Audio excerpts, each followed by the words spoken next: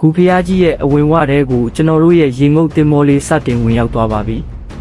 အတွင်းထဲမှာတော်တော်လေးကိုမှောင်မဲနေပြီးလမ်းကြောင်းကလည်းအတော်လေးကျဉ်းမြောင်းလာပါတယ်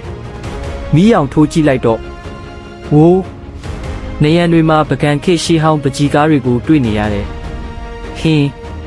ထူးဆန်းလိုက်တာရေအောက်ရောက်နေတာတောင်ဒီဆေးရေးပကြီးတွေကမော်ဆန်ဆန်လင်းလက်နေပါလားအလဲဘဟိုအခန်းကျယ်ကြီးတဲ့ရောက်လာပါပြီဟိုရှိကကြောက်ခုံပုံမှာယတနာတစ်တာတစ်ခုရှိနေတယ်ဗျအနီးကပ်သွားကြည့်ကြမယ်နော်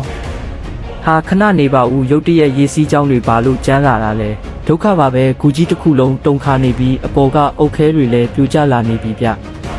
ယတနာကိုလာယူမယ်ထင်ပြီးရှေးဟောင်းထောင်ချောက်မိသွားတာဖြစ်ရမယ်လွတ်အောင်ရှောင်မရတော့မယ်ကွိအမြန်ကွိပြိုကျလာတဲ့ကြောက်တုံးတွေကြားထဲကနေအသေးအတန်ရုံထွက်နေရပါပြီခပ်ပေါက်နီးလာပြီ